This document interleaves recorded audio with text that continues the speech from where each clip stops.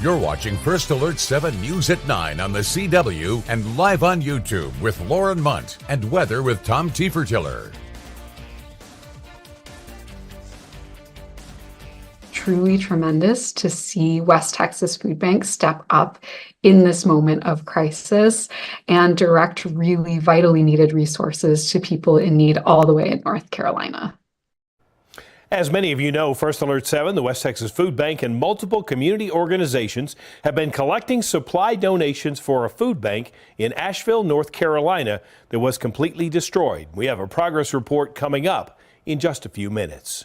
Thanks for joining us here for First Alert 7 News at 9 on the CW. And thanks to those of you joining us on our First Alert 7 News YouTube page. I'm Jay Hendricks in for Lauren Munt. We start tonight with election news. Mary Kate Hamilton moderated the debate at Basin PBS as this year's candidates for the Midland City Council took the stage. There are 4 candidates running for the 2 at-large seats, 2 of them being incumbents, and there are 2 candidates running for the seat in District 1. Topics tonight included concerns like the Midland Firefighters Pension Fund and public-private partnerships. However, there were also positives discussed like the low unemployment rate and the recent travel records broken at the Midland International Air and Spaceport. The at-large candidates were asked how they were prepared to represent Midland as a whole. There's some people out there that'll say, you know, you're just going to be for a select few. Well, that's not the case. If that's the case, people really don't know me because I truly care about people and I truly care about this town. Because in my mind, this city is the best city out of any cities in the state of Texas. It's extremely important. No matter where you are in the city of Midland, you should have a voice and you should have representation that is going to hear your voice and make sure that you're being heard, that they understand you, and that you feel like you're part of Midland. When I look at how do I make sure that I'm making choices that the entire city wants, we have needs in this town. We have social needs. And we need to address those and work with foundations, work with charities, and work with churches to make sure that everyone in Midland is taken care of.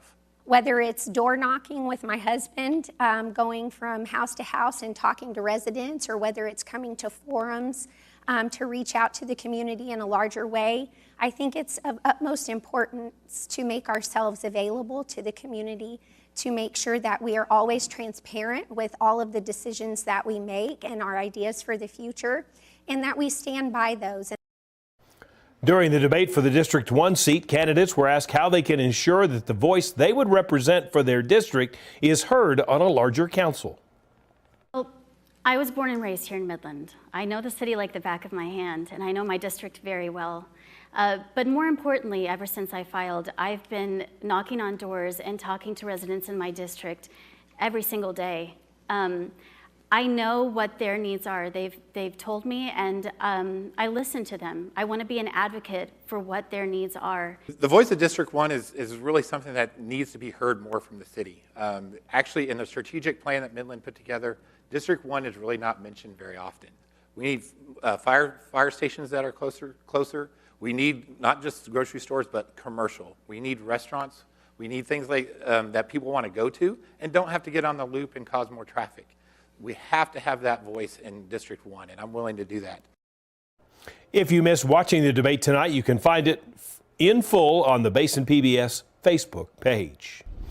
Debates are still not over. On Monday at 7, candidates for the Midland School Board in District 1 will take the Basin PBS stage. Then at 8 o'clock, candidates for the Midland County Commissioners will debate. We will be there. In fact, Mary Kate will be there moderating, and you can watch that live on KWWT My 30 or on Basin PBS. Senator Ted Cruz and Democratic challenger for the Texas Senate seat, Colin Allred, are campaigning around the state. Allred spent his time in El Paso. Cruz was in Lubbock before making his way tonight to Midland. First Alert 7's Isabella Garriga was at that campaign event in Midland. She will have more on his visit coming up tonight on First Alert 7 News at 10. Join us for her story. An Odessa man sentenced to 37 years in prison after an Ector County jury found him guilty of DWI a third time or more. The Ector County District Attorney's Office says that Ernest Marquez is considered a habitual offender because he had 2 prior felony convictions. In April of 2022, the DA's office says Marquez was driving a stolen vehicle and had several paintball guns and BB guns inside, as well as open beer cans. He refused a breath sample and failed a field sobriety test. UTPB's Texas Water and Energy Institute is looking into one of the biggest issues in the energy industry, managing the amount of usable water produced during oil extraction. When oil is extracted, it creates wastewater that is too salty and contaminated for traditional water treatment methods. Students at the UTPB Texas Water Energy Institute are using new technology to figure out the elemental composition found in trace elements in produced water and take measurements that oxidize a wide range of organic compounds through catalytic combustion. All of that with the goal of reducing the saltiness in produced water. We have developed a combination of technologies we labeled as a technology train. So that ranges from sedimentation to coagulation, dissolved air flotation, in which we inject bubbles into the water to float the constituents up. The institution is creating a curriculum of classes to prepare students to solve water and energy problems. Additionally, the TWEI has partnered with major energy institutes in the area to address water management issues. AAA has released its weekly report on gas prices. The national average sits right now at $3.20 a gallon, only 1 cent less than last week. The state average is $2.81 per gallon, but Midland and Odessa are both paying more than that, with both cities averaging a price of $2.84 a gallon. Manna Food Bank, located in Asheville, North Carolina, was completely destroyed, including all of their inventory in Hurricane Helene. Take a look at some of their pictures. To help the Manna Food Bank continue to serve its community, the West Texas Food Bank has been collecting supplies for the past 2 weeks. They have donation locations all around the community, including the Ector County Courthouse and City Hall. The goal is to be able to fill up an 18-wheeler to send to North Carolina. I mean, when you think of items that you need, directly think about a camping trip. You know, like you're going to need baby wipes and hand sanitizer and duct tape and, canned goods, water, Gatorade, Powerade kind of drinks, granola bars, anything that's easy that you don't really have to prepare, or you can just kind of pop top and eat it out of a can. They haven't sent any supplies to Manna yet, so the food bank can have a little time to prepare. Since the hurricane, Manna has been able to secure a satellite location, load in shelves, and electricity has recently been restored. Manna serves 16 counties in northwest North Carolina, or a total of about 9,000 people. Based on everything that we've learned about the impact in North Carolina and based on our experience in other disasters, that this is going to be a long-term effort. This is a marathon and not a sprint.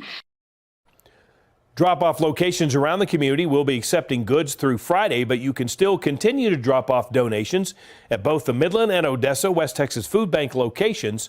On Thursday, October 24th, First Alert 7 will also be collecting items for the Manna Food Bank.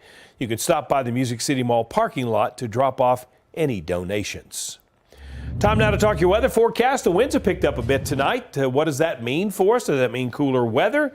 Chief Meteorologist Tom Teefer-Teller joins us now for a look at your forecast. Tom? Making it feel a little bit cooler out there, but we're not going to cool off quite as much overnight tonight. Now let's go ahead and take a look at the satellite and radar view. Seeing that we do have an increase in the cloud cover, but still it was great viewing for that supermoon rising in the eastern sky. And it's still out there, so try to get out there and view that if you can. As we saw temperatures today, not all that bad, a little milder into the mid-70s out there for most locations, but warming up to 85 in Presidio this evening. Things are pretty quiet, but starting to cloud up a little bit. Temperatures into the mid-60s out there for most locations. And we do have plenty of wind, gusts upwards to 30 miles an hour in a few spots, as we do have a southerly jet really starting to wind up, and that's going to make things a little milder overnight tonight, only dropping down into the upper 50s to near 60 degrees for your early morning hours, and plenty of wind on the way. More clouds in the forecast, maybe even a shower or thunder shower. We'll talk more about that coming up here in a couple of minutes. Earlier today, Odessa College celebrated the grand reopening of the Rudy Acosta Student Pavilion. The new Rudy Acosta Student Pavilion will be used as an outdoor space for celebrations, dances, meetings, concerts, and much more. Raul Rudy Acosta was born in Presidio but raised in Odessa. At the early age of 2, he was diagnosed with a rare form of muscular dystrophy, Werdnig-Hoffman's disease. From age 12 until age 30, Acosta lived in a series of nursing homes and facilities. He was totally paralyzed and relied on a custom gurney. In September of 1984, Acosta began attending Odessa College, and with the support from his professors and staff, he received his Associate of Arts degree. Many served him, and so he felt a duty, I believe, to give back of himself, in spite of how he was physically limited. That didn't stop his mind. Acosta also attended UT Permian Basin, then transferred to Texas Tech, where he received his Bachelor of Arts degree in psychology. He was nominated by then Governor George W. Bush for the Texas Council for Development Disabilities. He became a well-known advocate in the Texas legislature in support of multiple programs to assist disabled people throughout their lives. Rudy was a part of creating that trail of individuals who begin their journey here and know that they can be successful in other places. Rudy did it, so I can do it, and I can inspire others to do it. His legacy has helped hundreds of students pay for college through the Rudy Acosta Endowment. CASA of West Texas, an advocacy group for children in the child welfare system, is hosting all-day informational event tomorrow at the Bush Convention Center. The Full Circle event brings in people who have lived through the child welfare system to talk about their experiences and what helped them. There will also be a session about burnout. That event is happening from 9 a.m. to 4 p.m. at the Bush Convention Center. The Josh Abbott Band coming to Midland tomorrow as they're playing at the tailgate, with all the proceeds to be donated to the local nonprofit, The Field's Edge. First Alert 7 weekend anchor Celeste Gessner talked to the founder of Field's Edge about what this concert will do to help them out. We've got a lot more work to do. We've got only 10 homes built, and we have room for up to 100. Our next phase of construction, we plan on building 40 more homes over the next few years. And so we've got to get more people involved in that process and helping us do the work to bring people home. Tickets are still available, and we have that information up, as you can see there. It's also up on our website at firstalert7.com. Still to come, Texas inmate Robert Robertson's execution was set for sometime after 6 p.m. tonight, but a temporary restraining order has delayed it. Up next, we'll tell you how this affects his case.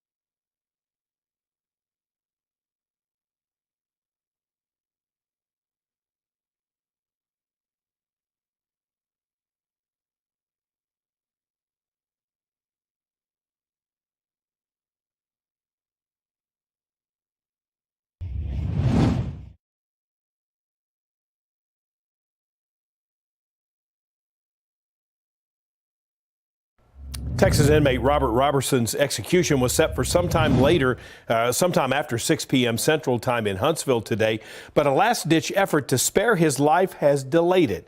A county judge in Texas granted a temporary restraining order ahead of his scheduled execution, in fact 90 minutes before he was supposed to be put to death. Now, it's unclear if the issue will be resolved tonight. Since the death warrant is only authorized for October 17th, a judge will need to set a new execution date if that execution did not happen by midnight. A state spokesman says that's according to a state spokesperson. Cheryl Hubbard has new insights on the story. A chorus of supporters made their voices heard in the case of Texas death row inmate Robert Robertson, convicted and sentenced to death for fatally shaking his 2-year-old daughter Nikki in 2002. Many believe that Robert Robertson never got a fair trial. None of this was properly heard in court, none of it at all. Lacey Hull is one of several dozen bipartisan state lawmakers who advocated for Robertson at the 11th hour. But over 80 members of the Texas House have signed a letter calling for this execution to not move forward. Advocates say Nikki's shaken baby syndrome diagnosis was a misdiagnosis, believing new evidence could prove that Nikki died of double pneumonia, which led to sepsis. At the time, she was treated with 2 medications, now considered inappropriate for a child in Nikki's condition. Robertson's defense also argued that their client had been diagnosed with autism in recent years, but at the time of the incident, his, quote, flat behavior in the hospital was misjudged and contributed to a jury finding him guilty. They said, you're guilty, and the way I was acting funny because of my autism. I didn't even know I had autism until I was here. Robertson's contentious innocence claim highlights an inherent risk of capital punishment, putting a potentially innocent person to death. According to the Death Penalty Information Center, at least 200 people have been exonerated since 1973 after being convicted and sentenced to die. Why should people believe that you didn't kill your daughter? Because I didn't, I'm Cheryl Hubbard reporting. Well, we are back on the weather watch for the possibility of some scattered showers, thunder showers, and the weekend forecast. We'll get you up to date on that coming up next.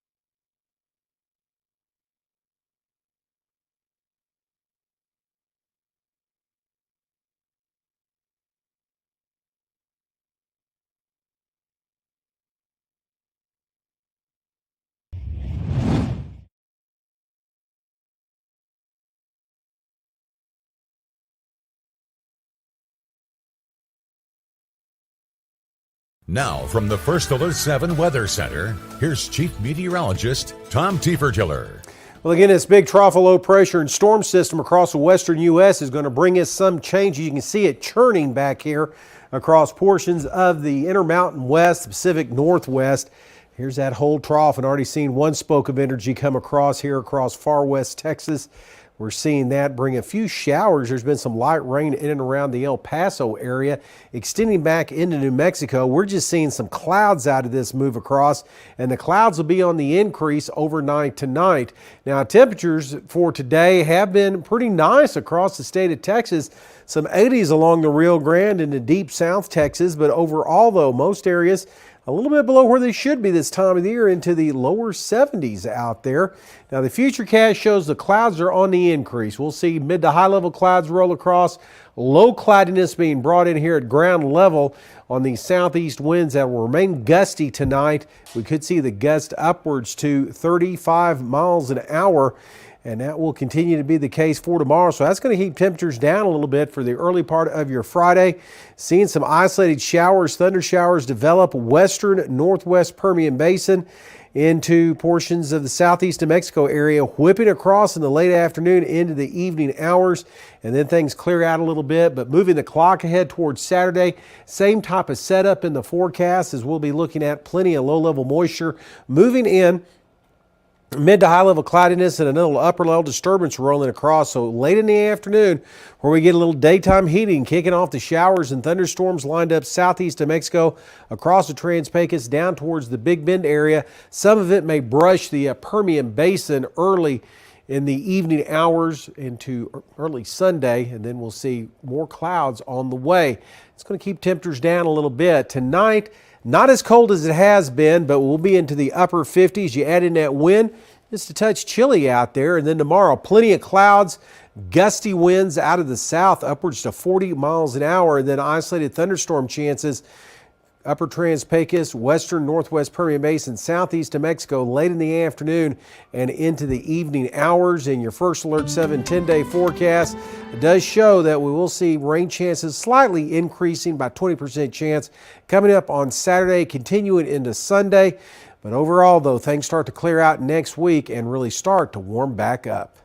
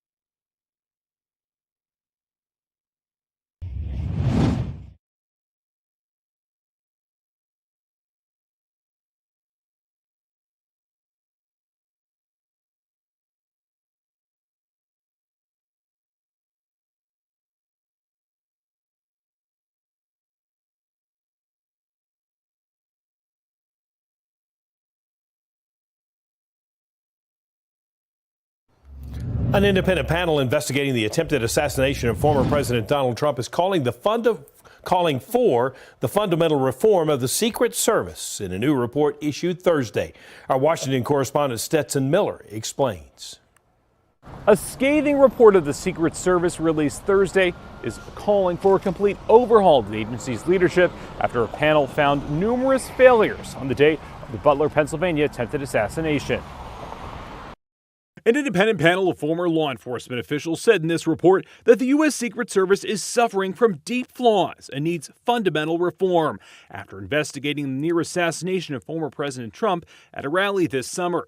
The panel uncovered numerous mistakes, deeper systematic issues, and is calling for a replacement of the agency's leaders. In the review, it identified 6 failures, including the absence of personnel to secure the building where the shooter fired from, communication problems between local police and the Secret Service, and the failure of the Secret Service to encounter the shooter even though he was spotted 90 minutes before opening fire. The panel recommends replacing Secret Service leaders and shedding some of its responsibilities that aren't related to security. Homeland Security Secretary Alejandro Mayorkas, who appointed the panel, said they would consider all of its recommendations. And Secret Service Acting Director Ronald Rowe also said they review the panel's recommendations, but noted they've already started a fundamental transformation at the agency. In Washington, I'm Stetson Miller.